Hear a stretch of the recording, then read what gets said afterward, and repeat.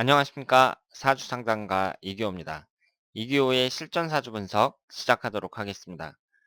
오늘 실전사주 분석 주인공은 35세 된 여성입니다. 이분이 아직 결혼을 안 하셨다고 하는데요. 그러니까 35세 미혼 여성이니까 결혼에 대한 관심이 가장 클 것으로 예상이 되는데요. 평범한 가정에서 태어나신 분이 어떤 사연을 갖고 있는지 한번 소개글을 읽어보도록 하겠습니다. 이규호 선생님, 안녕하세요.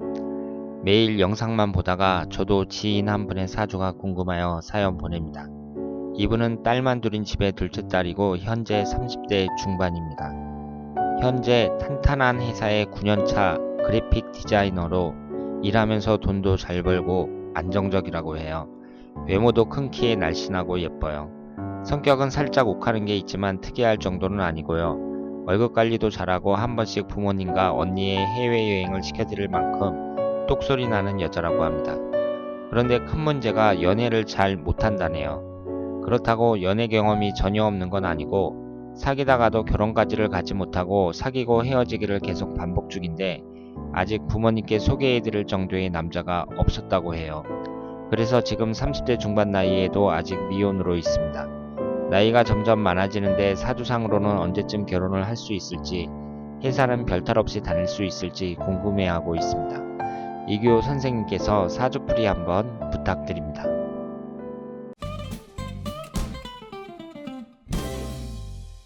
자, 그러면 오늘 주인공의 사주를 분석해 보도록 하겠습니다. 이분이 올해 35살 된 미혼 여성이죠. 그리고 현재 직장도 좋고 그렇습니다. 그러니까 이분에게 있어서 최대 관심사는 결혼이죠. 지금 자매가 있는데 두 명이 전부 결혼을 안 해서 어머니가 걱정하고 있다고 합니다. 그리고 이분의 연애 특징은 한번 남자를 이제 만나긴 만나는데 이 35세가 될 때까지 사귀다 말고 그러면서 지금까지 왔다고 합니다. 그러니까 한 사람을 오랫동안 진하게 사귄 적이 없다. 이렇게 생각을 하시면 되겠습니다. 그러면 이분의 사주를 한번 보도록 하겠습니다. 계년 무오월 병자일 신묘시에 태어나셨어요. 오행의 구성을 보면 목기운이 하나, 화기운이 둘, 토기운이 하나, 금기운이 하나, 수기운이 3개입니다. 여러분들이 이 사주를 딱 보시면서 이성운을 이제 집중적으로 분석을 해야 되는 거잖아요. 그러면 우선 배우자궁을 보세요.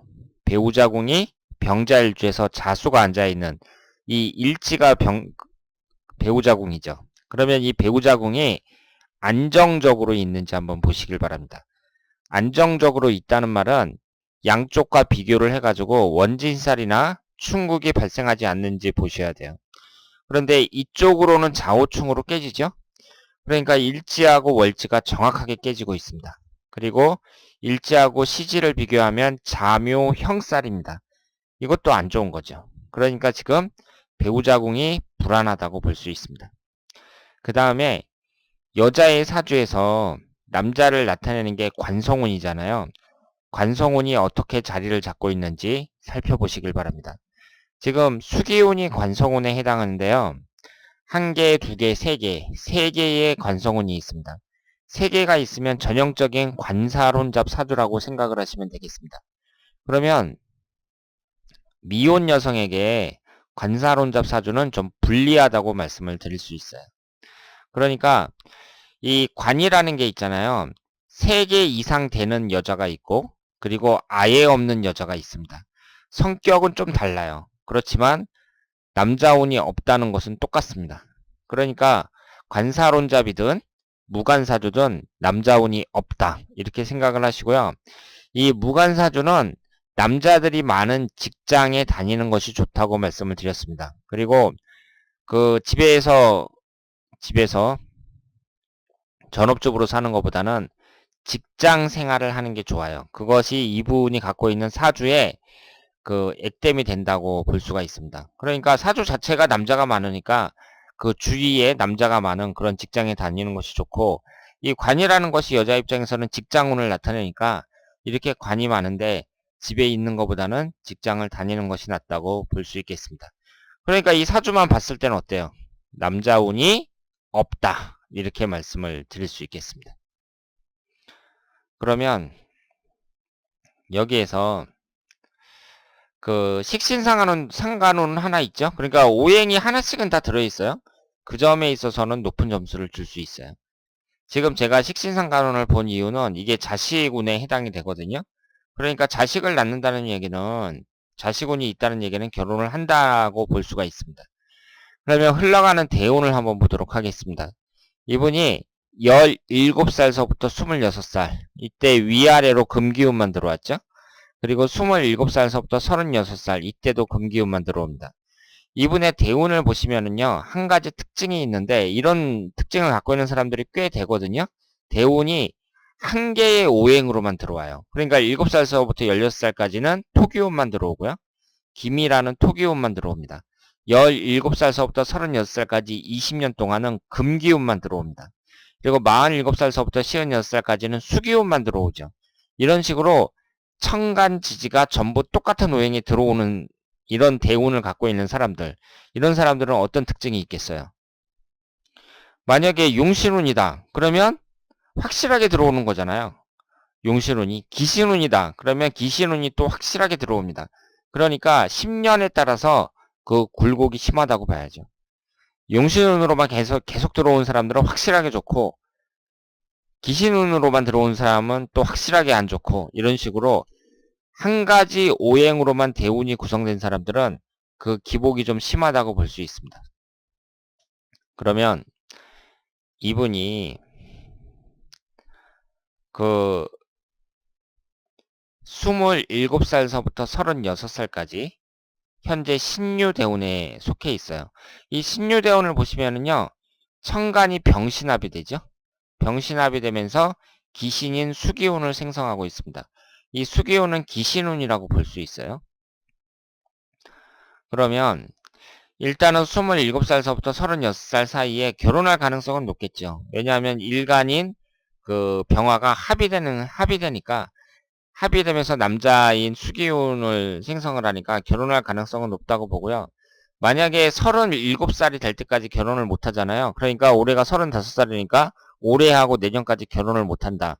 그러면 그 아예 못할 가능성도 있다고 봐야 됩니다. 왜냐하면 37살서부터 46살까지 임술대운이 천간이 병임충으로 깨지죠. 그러니까 남자를 나타내는 이 수기운, 임수가 병임충으로 정확하게 깨지고 있습니다. 그렇기 때문에 내년까지 결혼을 못하면 좀 어렵다. 결혼을 아예 못할지도 모른다. 이렇게 말씀을 드릴 수 있겠습니다. 그러면 올해 아니면 내년에 결혼을 해야 되잖아요. 그런데 올해가 정유년이고 내년이 무술년이란 말이에요. 그러면 올해보다는 내년이 가능성 높다고 봐야죠. 왜냐하면 이 정유년인데요. 정유년인데 병화 입장에서는요. 정화가 안 좋다고 제가 말씀을 드렸죠. 겁재운은 안 좋다고 말씀을 드렸습니다. 그러니까 올해운은 별로예요. 이분이. 정유년이.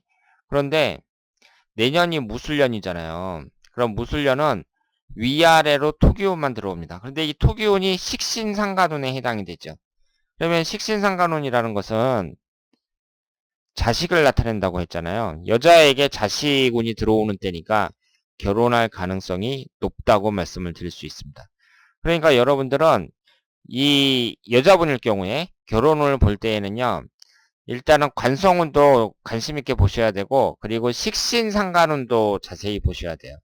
그러니까 식신상간운이 자식을 나타내기 때문에 식상운이 들어올 때에도 결혼을 할 가능성이 높다. 이렇게 말씀을 드릴 수 있습니다.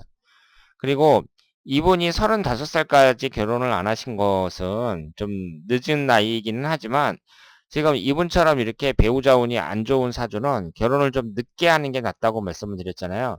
그러니까 결혼을 너무 일찍 해도 이혼할 가능성이 높은 사주였다. 이렇게 말씀을 드리고 지금 35살까지 결혼을 안 했다고 해서 실망할 필요가 전혀 없죠. 그런데 중요한 건 뭐냐면 지금까지 안 한 것은 상관이 없는데 만약에 올해나 내년까지 안 한다. 그러면 노처녀로 계속 살게 될 가능성이 높다. 이렇게 말씀을 드릴 수 있습니다.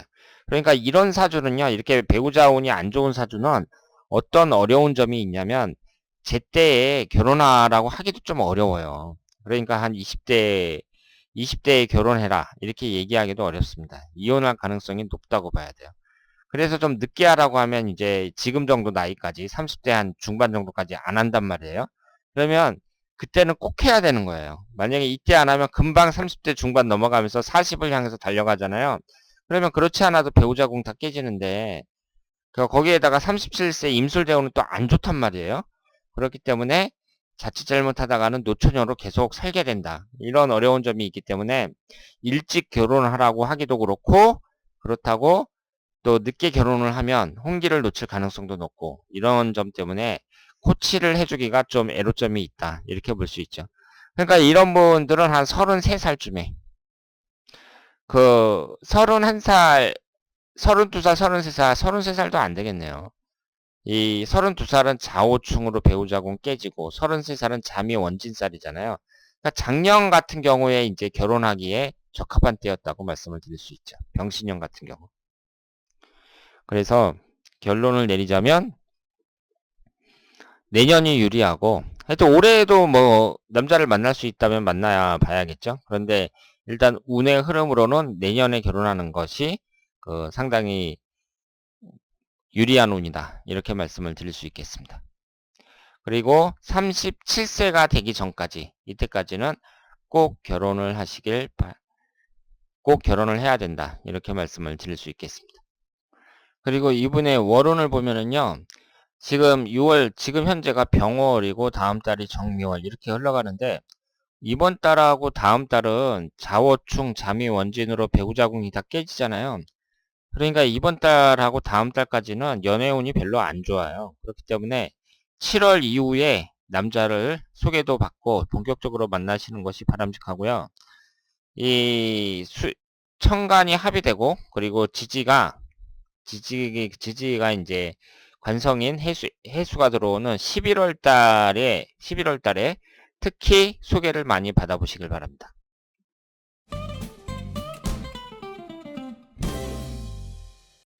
자, 오늘은 35세 미혼 여성의 사주를 분석했습니다. 결혼을 하기에 약간 늦은 나이다. 이렇게 볼 수 있죠. 예전에는 한 30만 넘어도 노처녀가 이제 어떻게 시집을 가냐 이렇게 걱정스럽게 봤었는데 지금은 홍기가 많이 늦춰졌습니다. 그러니까 여러분들이 그 사주 분석을 할 때에는요, 사람들의 최대 관심사가 이성운이잖아요. 그러니까 이 남자든 여자든 결혼운을 어떻게 보느냐, 여기에 대해서 연구를 많이 하셔야 된다. 이렇게 말씀을 드릴 수 있겠습니다. 그래서 배우자 궁하고 그리고 여자 입장에서는 관성운과 식상운의 그 구성을 잘 살펴봐야 되고 또 결혼 정년기에 해당하는 20대, 30대의 그 대운의 흐름 이런 것을 잘 파악하셔야 된다고 말씀드릴 수 있겠습니다. 자, 그러면 오늘 2교의 실전 사주 분석은 여기서 마치겠습니다. 대단히 감사합니다.